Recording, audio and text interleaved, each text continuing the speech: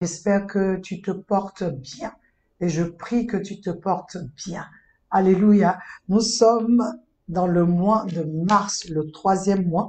Nous allons à la fin de la première saison, la saison dans laquelle nous étions. Et je voudrais que quelqu'un sache que ce que Dieu a commencé, il va achever. Alléluia. Dieu n'est pas un homme pour mentir. Il n'est pas le fils d'un homme pour se repentir. Ce qu'il a dit, ce que sa bouche dit, c'est ce que sa main accomplit. Cela est dit dans le livre de Jérémie 1:12. Alors je voudrais ce soir encore que toi et moi, nous prenions le temps d'inviter nos frères, nos amis, d'être ensemble et de pouvoir suivre ce temps d'enseignement et de pouvoir après poser des questions. Et je serais très heureuse de savoir que dans vos petits groupes, vous discutiez même des sujets sur lesquels nous traitons ici. Alléluia, que le Seigneur nous donne. C'est ça le but, nous fait comprendre, étudier et grandir. Alors nous allons prendre le temps de parler au Seigneur avant de commencer toute chose ici. Éternel, pour toutes tes œuvres, mon âme bénit ton nom. Jésus, oh, pour ton salut, reçois ma reconnaissance. Reçois ma reconnaissance. Sabaoth, pour ta protection. Ah, mon âme, mon esprit, mon corps bénissent ton nom. Jésus, oh, pour ton salut, reçois ma reconnaissance. Reçois ma reconnaissance. Reçois ma reconnaissance. Oh Dieu, reçois ma reconnaissance ce soir. Reçois la gratitude qui émane de mon cœur à ton cœur. Reçois cette joie en moi qui reconnaît en toi son Sauveur, en toi son Seigneur. Seigneur, je reconnais que tu es mon Sauveur, que tu es mon Seigneur. Je reconnais que je t'appartiens. Je reconnais que sans toi, je ne suis rien. Sans toi, je ne peux rien faire. Sans toi, je suis perdu. Je reconnais que tu m'as cherché et tu m'as trouvé parce que moi, je ne te cherchais pas, mais tu savais que j'avais au fond de moi besoin de toi et tu es venu à moi. Comment ne pas te louer, Père éternel? Comment ne pas bénir ton nom pour ton amour, ta bonté, Seigneur? Toi qui as regardé l'état de mon âme, tu as regardé où j'étais, Seigneur, et tu n'as pas manqué, Seigneur.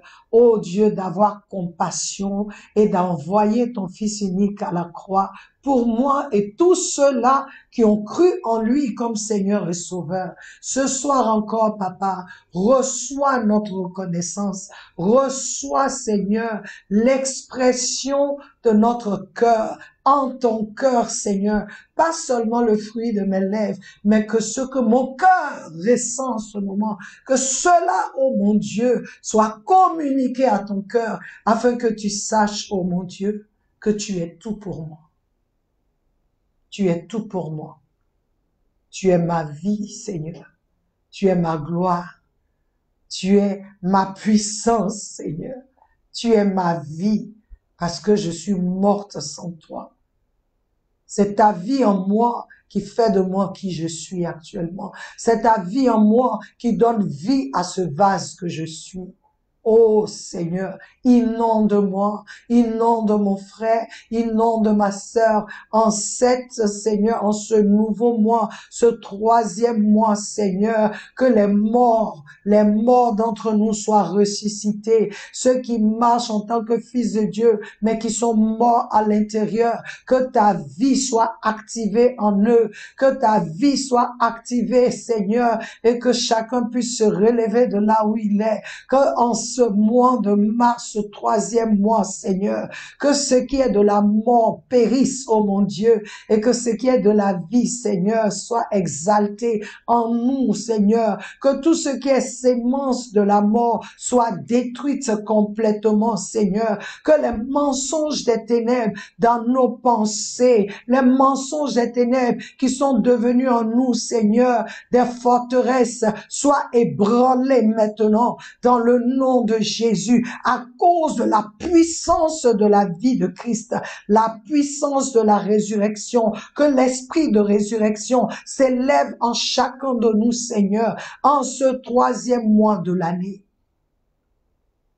afin que nous puissions entrer dans la nouvelle saison qui viendra pour glorifier ton nom.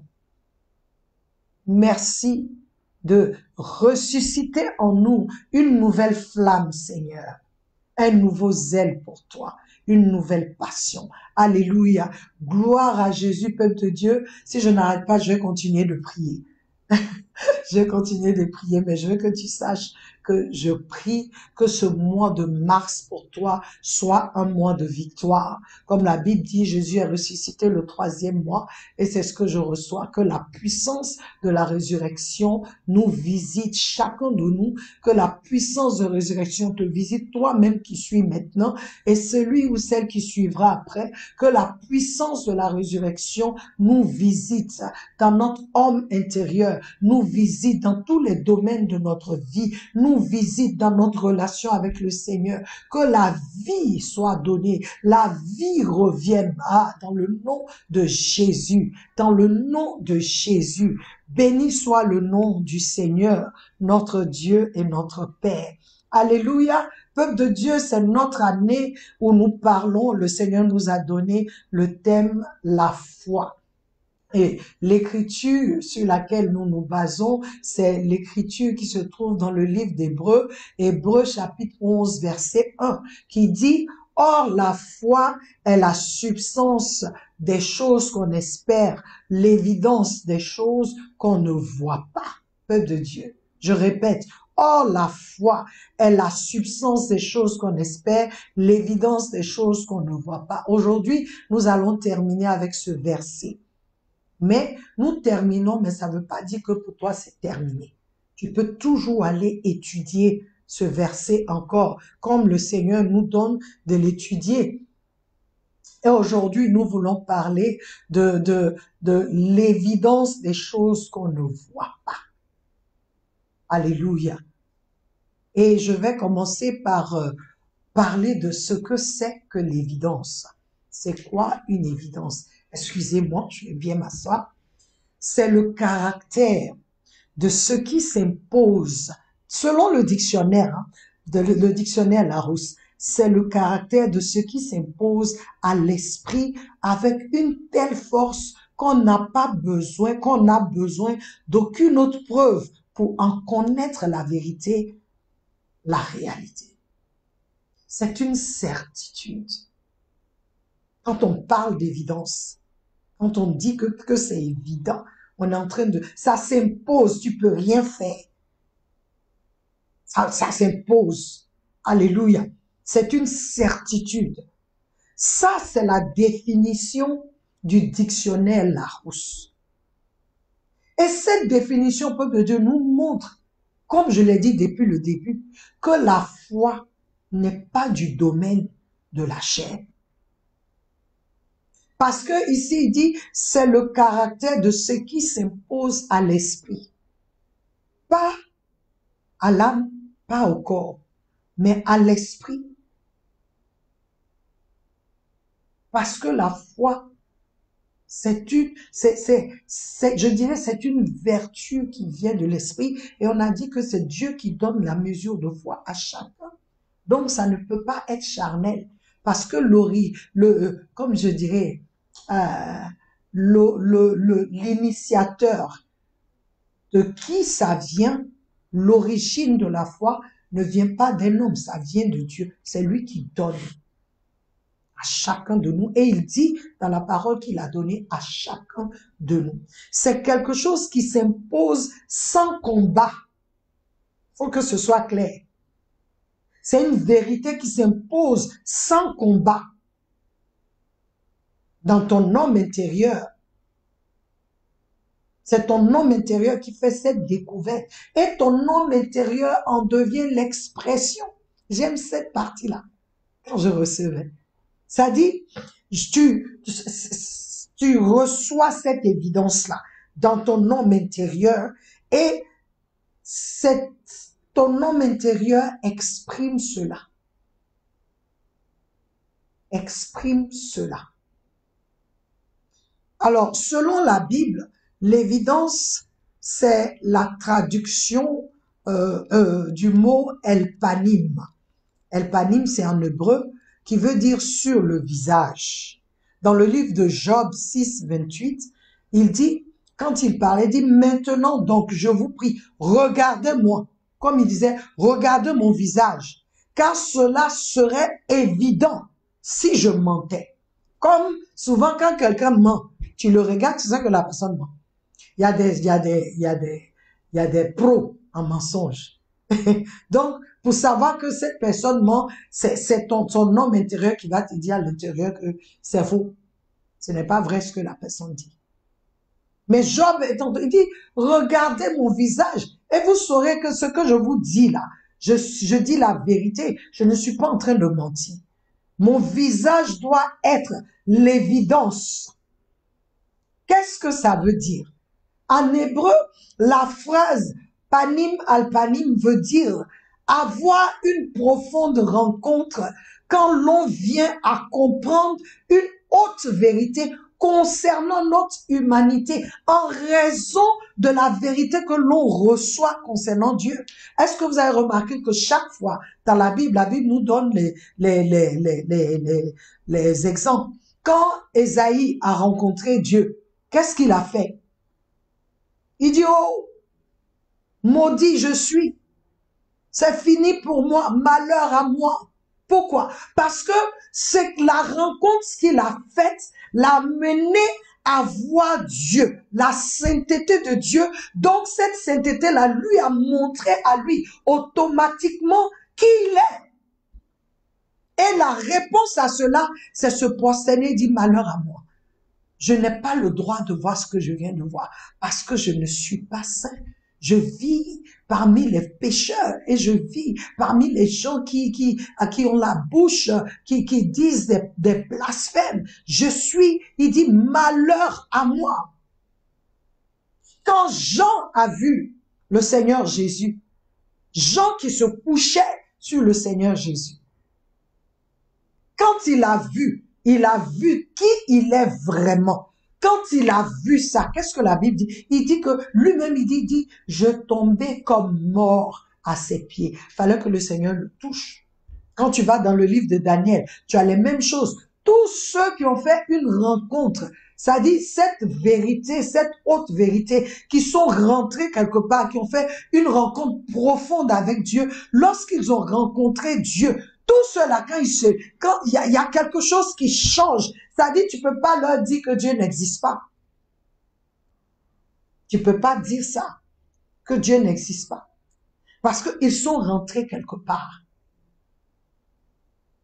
Ils ont, et cette vérité qu'ils ont compris, ça dit, cette vérité qu'ils ont vue, ils ont touché la réalité de Dieu, ça fait qu'ils ne peuvent plus, il y a certaines choses qui ne peuvent pas arriver. Et je comprends aujourd'hui que c'est parce qu'on n'a pas vraiment cette rencontre-là. Parce que si on avait, chacun de nous, on pouvait avoir cette rencontre profonde avec lui, on ne serait pas en train de discuter, on ne serait pas en train de douter. Il y a des choses qui arrivent, je le dis, ça peut nous frapper, mais tu te lèves en même temps. Parce que quand tu as fini de pleurer, tu dis, attends, mon Dieu, il a fait telle chose, il a fait telle chose. J'ai rencontré Dieu à tel moment. Voici ce qui s'est passé. Est-ce que Dieu a changé? A-t-il changé? Alléluia. Est-ce que Dieu a changé? Ce qui veut dire, peuple de Dieu, que la foi est palpable. Ah oui. C'est pourquoi dans le livre de Jacques, il dit, celui qui dit qu'il a la foi doit montrer les œuvres qui suivent. Parce que la foi est palpable, la foi est active, la foi manifeste, elle est touchable. Puisque dans le hébreu, l'évidence là, c'est tu vois, c'est l'expression que tu vois. L'évidence, c'est quelque chose que tu vois. Pourtant, on te dit, c'est l'évidence des choses qu'on ne voit pas. Regardez un peu. Tu te dis, mais c'est contradictoire. Comment ça peut être l'évidence des choses qu'on ne voit pas? Puisque l'évidence, c'est quelque chose que je vois, que je touche, qui est palpable. Mais on me dit des choses qu'on ne voit pas. Qu'est-ce que Dieu est en train de dire? Si nous disons que nous sommes fils de Dieu et que nous avons la foi en notre Dieu, cela doit être vu par tous ceux qui nous entourent. Le monde doit voir que nous sommes fils de Dieu. Le monde doit voir. Le monde doit voir. Quand on te regarde, comme Job a dit, regardez-moi. Et ce sera une évidence pour vous que je ne mens pas. Regardez ma vie. Et ce sera une évidence pour vous que je suis vraiment fils de Dieu. Regardez ma marche. Et ce sera une évidence pour vous que je suis fils de Dieu. La Bible dit dans le livre de Hébreux 1:3, la parole de Dieu déclare que Jésus est l'image exprimée de Dieu le Père. Attendez, personne ne voit Dieu, mais en Jésus on voyait Dieu. Est-ce que vous comprenez ce que je dis? Personne ne voyait Dieu, mais la manière dont le Seigneur Jésus marchait, c'est pourquoi il dit, je crois que c'est à Philippe, quand Philippe dit, on veut voir Dieu. Il dit, mais attends, moi j'ai été avec vous depuis, tu veux me dire que tu ne m'as pas vu? Regarde un peu. Ça dit, le Père et le Fils étaient un. Parce qu'il dit, le Père et moi, nous sommes un. Je fais ce qu'il me dit de faire. Je fais ce que je le vois faire. Je dis ce qu'il dit. C'est ce qu'il dit là, c'est ce que je fais. Je ne fais rien que le Père n'a pas fait. Je ne dis rien que le Père n'a pas dit. Il parlait de cette communion, de cette intimité avec Dieu qui faisait que quand lui il passe là, tu dois savoir que Dieu est passé. Mon frère, ma sœur, c'est pourquoi je vous dis, la foi va au-delà de chercher une voiture, une maison. Ça va au-delà de ça. La foi, c'est que toi et moi, on manifeste Dieu. Quand on nous voit, comment est-ce qu'on a appelé les chrétiens, on a dit c'est dans la ville d'Antioche, quand ça a commencé, c'est parce qu'ils ont vu qu'ils faisaient des choses que Christ faisait. Donc on dit voilà les petits Christ, les chrétiens. Parce que ils agissaient comme Jésus agissait. Ils manifestaient Christ. Donc la foi, ça va au-delà de ce que toi et moi, j'ai la foi pour telle chose. Non, non, non. La foi, c'est comment toi et moi, nous allons être cette expression, cette image exprimée de Dieu partout où nous allons. C'est témoin fidèle, parce que le témoin fidèle raconte, il témoigne. Comment toi et moi, nous pouvons être cette évidence-là pour ce monde. Peuple de Dieu, ce monde a besoin d'une évidence. Ce n'est pas, je dis toujours, tu peux être riche comme tu veux. Il y a des païens qui sont riches, plus riches même que toi. Donc, c'est pas ça qui va le changer. Ce qui va le changer, c'est qu'il voit en toi Dieu. Il voit que tu manifestes Dieu. C'est ce qui va l'attirer. Que le riche dise, j'ai tout ça, mais ce que je vois avec cette personne, je n'ai pas. Comme Zachée, il a entendu parler de Jésus.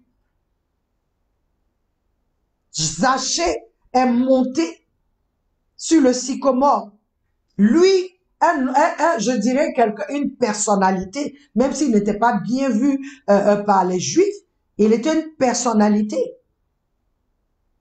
dans la ville. Zachée est monté sur un arbre. Il dit, moi je veux voir Jésus. Je veux rencontrer. Pourquoi? Il avait tout. Il n'avait pas besoin de voir Jésus. Mais Zachée a reconnu qu'il y a quelque chose qui lui manque. L'argent qu'il prenait des gens, les choses qu'il faisait, cette richesse qu'il avait ne le satisfaisait pas. Il avait un besoin, comme je vous l'ai dit la dernière fois, interne. Il avait un besoin dans son homme intérieur. Et ce besoin, rien sur cette terre ne peut. C'est le Seigneur Jésus. Et je l'ai dit ici, nombreux sont dans des choses. Je vais répéter ça. Nombreux se trouvent dans des choses, mais ils ne sont pas satisfaits. Ils ne sont pas satisfaits. La vraie satisfaction, c'est de connaître Dieu et d'être avec lui.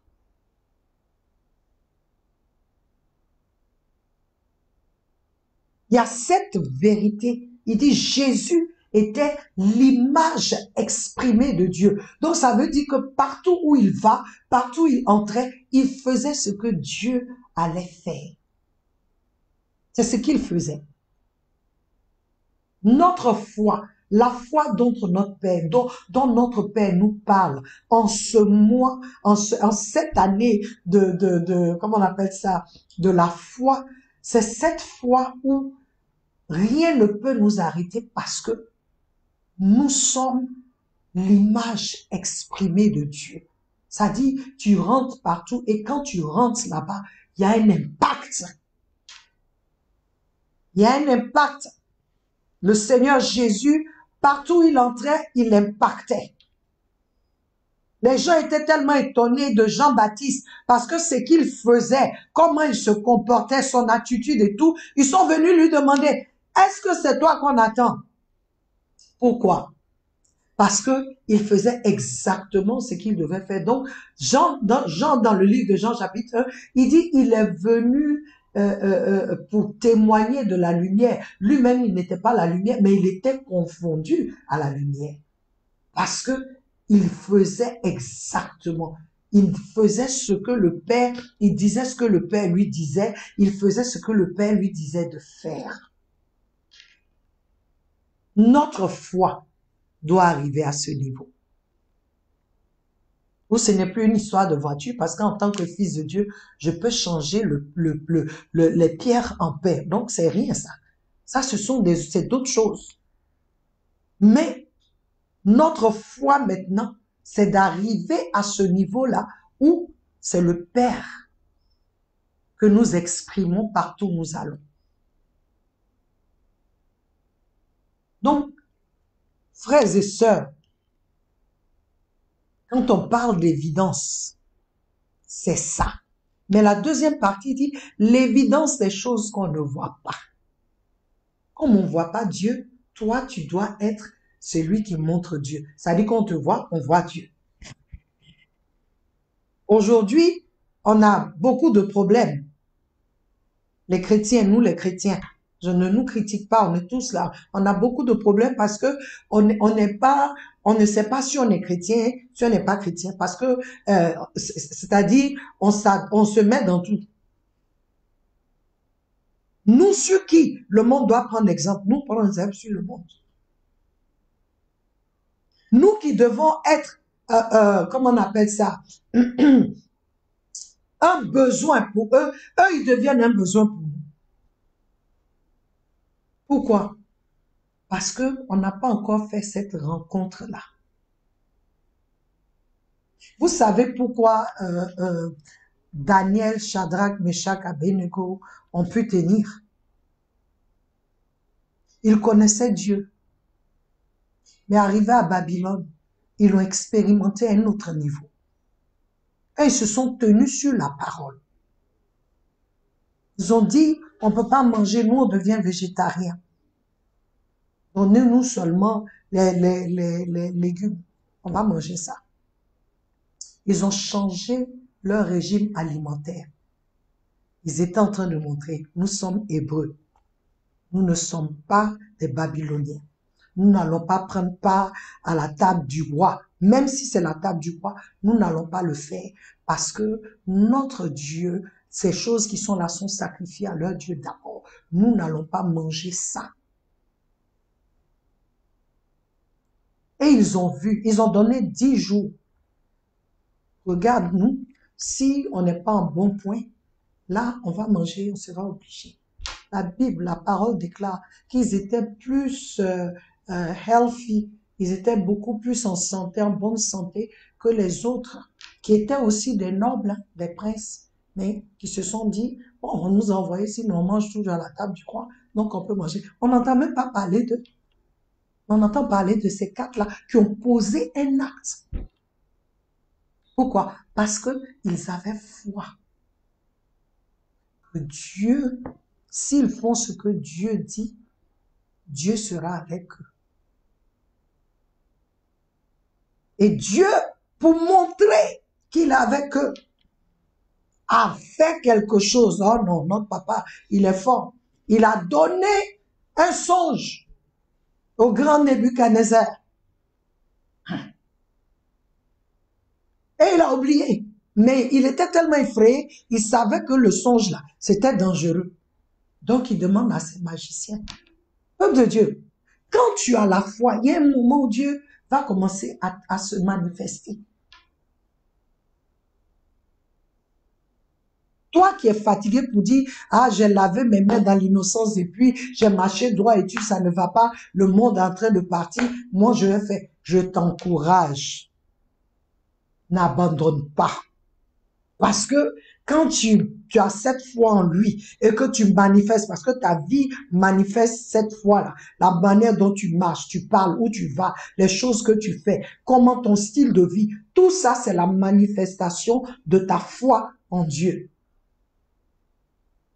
Parce que tu exprimes Dieu. Tu montres comment Dieu veut qu'on vive, comment il est. Donc c'est ce que tu montres. La parole déclare que lorsque Nebuchadnezzar a dit qu'on allait tuer tous les magiciens et les sages qui n'ont pas pu lui révéler. Parce que c'est ça, ce qu'il demandait, aucun homme ne pouvait le faire, il fallait que ce soit révélé. Daniel a dit, donne-nous quelque temps. Ils sont allés prier. Et Dieu lui a révélé le songe de Nebuchadnezzar. Il est venu, il a dit à Nebuchadnezzar, voici ce que tu as vu, voici. Mais qu'est-ce que Nebuchadnezzar a dit? Ça dit ce que Daniel, il dit, mais est-ce que l'Esprit de Dieu peut être à quelqu'un comme ça? Peuple de Dieu. Il a manifesté Dieu à Nebuchadnezzar. Il a montré à Nebuchadnezzar que Dieu le voit. Dieu le connaît. Et Dieu a parlé. Il a fait de Daniel quoi? Il a élevé Daniel. Donc souvent l'élévation que tu cherches là, ce n'est pas dans les autres trucs que tu fais, c'est dans ta marche, ta foi en Dieu. Comment tu te tiens pour lui. Et lui-même, il va faire que, arriver à un moment, parce qu'il a un temps, il a un moment pour pouvoir se manifester. Il s'est manifesté, Daniel était promu. Daniel était, ça dit, dans un pays qui ne sert pas son Dieu, qui ne fait rien, on l'a mis à la place des grands. Tu es dans ton bureau, tu es dans ton office, tu ne fais que, comment on appelle ça, comment je dirais ce mot, tu ne fais que rentrer dans ce que les autres font. C'est-à-dire ta foi, quand tu vois que tu as le dos au mur, toi-même, tu te fais une ouverture. Tu te fais une ouverture. Tu as peur. Ah, si je tiens sur ma foi ici, là, ah, moi, je risque de perdre mon boulot, comment je vais faire? Si je parle ici, là, ah, on risque de m'enlever de ce club. Mais Dieu nous a pas appelés à être dans des clubs. Dieu nous a appelés à le manifester. À le manifester, peuple de Dieu. Donc, souvent, il y a des promotions que tu es supposé avoir, mais on ne te donne pas. Parce que tu es un mouchard, une moucharde. Parce que tu n'es pas ferme. Tu sais, souvent, le fait de te tenir, même quand on voit, tu n'as pas de promotion, tu n'as pas de promotion. Arrivé à un moment, ils seront obligés parce que Dieu a un temps. Et puis, c'est pas une histoire de promotion. C'est une histoire de montrer qu'il y a une voie plus excellente. C'est ça. On cherche à se faire voir. On cherche à être partout. On cherche qu'on nous découvre. Nous-mêmes, on cherche les choses. Non, peuple de Dieu. La meilleure façon pour toi et moi d'être vu, d'être connu, c'est là, notre marche. C'est comment on manifeste le royaume. Les gens viendront dire, ah, je veux parler à toi. Non, je dois rencontrer. Pourquoi? Parce qu'ils t'ont vu manifester le royaume. Tu peux ressembler à rien. Mais quand tu commences à manifester Dieu, on commence à te craindre. Je vous dis une chose, Moïse là, il parlait pas bien. Moïse, quand Dieu même l'a appelé, il dit, tu sais que j'ai des difficultés pour m'exprimer. Je parle pas bien. Prends quelqu'un d'autre. Il ne parlait pas bien. Il bégayait. Mais quand Dieu a commencé à l'utiliser, il est devenu Dieu. Dieu dit qu'il sera Dieu pour vous. Il est devenu Dieu pour les Hébreux. Il est devenu Dieu. La crainte, même quand quelqu'un, la famille de Corée s'est levée contre lui, qu'est-ce qu'il a fait? Est-ce qu'il s'est plaint? C'est Dieu qui a combattu pour lui.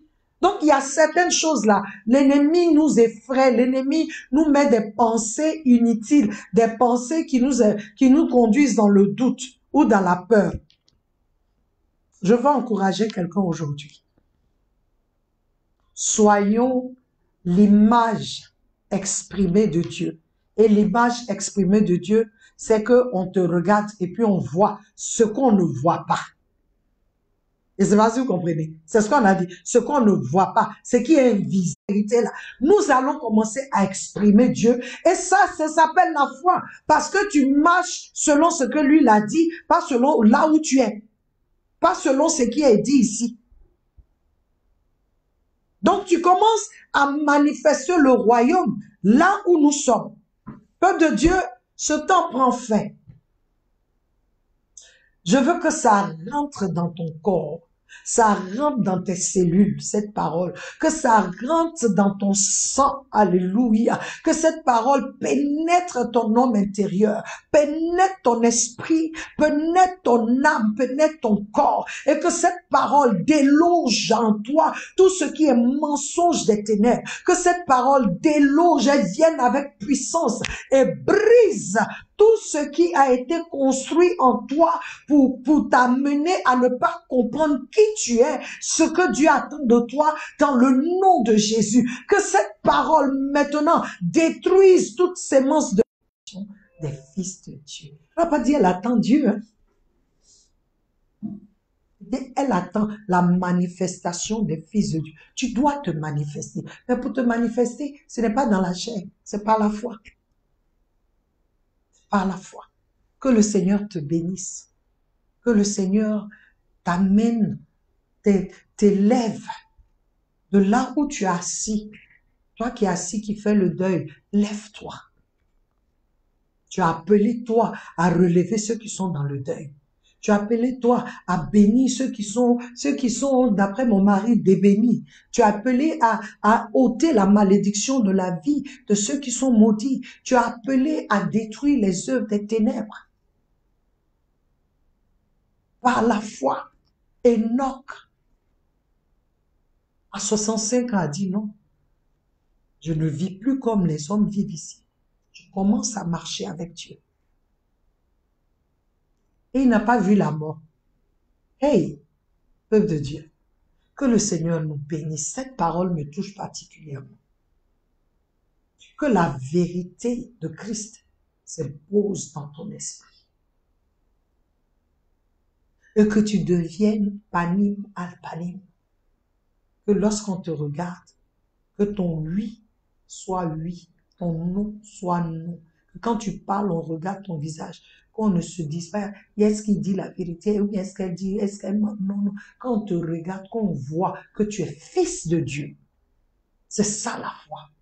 Soyez bénis, soyez levés, que la main de l'Éternel nous touche toute cette semaine et que nous puissions nous retrouver encore ce samedi pour les questions. Je sais que j'avais fait l'enseignement sur les choses qu'on espère et on n'a pas pu faire les questionnaires parce que c'était le premier samedi du mois. Alors je vous encourage à poser les questions sur ce sujet-là. Repartez, regardez, vous pouvez commencer même encore à relire. Après, ça dit à écouter la foi, la substance, les choses qu'on espère et aujourd'hui l'évidence des choses qu'on ne voit pas. Vous pouvez poser encore toutes les questions. Ce samedi, nous allons répondre à ça et nous allons prier encore pour que le Seigneur nous élève encore, qu'il nous aide dans notre foi et que nous allons commencer encore une autre écriture qui parle encore de la foi. Soyez bénis, soyez guéris, vous qui êtes malades, soyez élevés, vous qui êtes dans la tristesse, que cette parole ôte la tristesse de ton cœur et que la joie de l'Éternel soit ton partage. À samedi, je vous aime, Jésus vous aime plus. Amen.